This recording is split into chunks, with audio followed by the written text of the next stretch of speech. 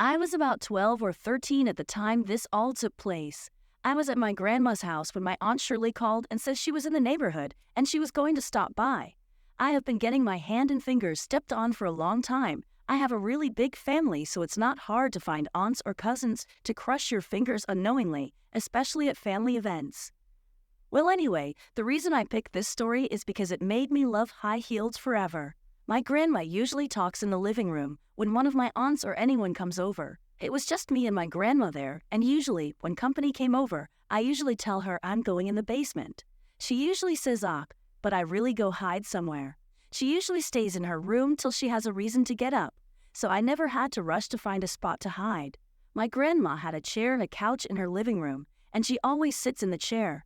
I calmly crawl under the couch and position myself so I won't be seen. It was good that the couch had long legs, so it gave me enough room to maneuver.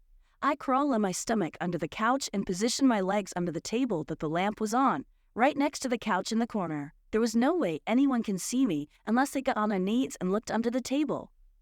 My grandma had covers on the couch which sat on the floor, 'cause it was too long. So I sat my hand under the cover and placed it just in front of the couch. I sat and waited patiently, and I heard a door close. My heart skipped. I knew it was almost time. I lay nervous now that she had arrived. Then right at that moment another door shut. Second later the doorbell rung. My grandma got up to, and the door. I heard voices, and come to find she had my other aunt with her. They came in and walked into the living room. As I saw them through the crease on the cover, my Aunt Shirley had on blue high heels, and my other aunt had on tennis shoes. My other aunt came to sit on the couch. She walked past where my hand was and sat on the other side of the couch where the table was. My grandma sat in her chair, but my Aunt Shirley just leans against the wall. My grandma asked what was wrong, and she just said tired. She just came from an appointment. My grandma told her to sit down, but she said no, she didn't want to get too comfortable 'cause she wouldn't want to leave then. Damn, I thought as I can see her heels through the covers. After a couple of minutes of talking, my grandma pleaded that she sit down. I saw my grandma cause the side of the couch that my hand was on it was direct across from her chair, a few feet away. My Aunt Shirley finally agreed, and my heart sank again. My hand was directly where she would sit on the couch. I saw her coming towards me, but as she got closer I couldn't help but stare at her heels.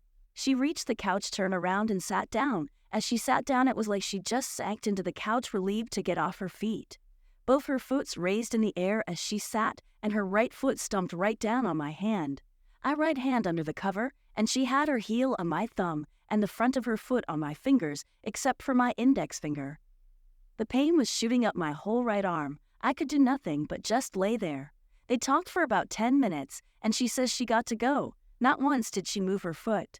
She stood up and my thumb popped, and she just stood there for a second like she was stretching. I could see the heel as it's sinking into my thumb. She stepped off and walked to the door, as my other aunt followed. Then they left. My grandma closed the door and went back to her room. I crawled out and went in there, and she asked me did I have down there. She thought the basement.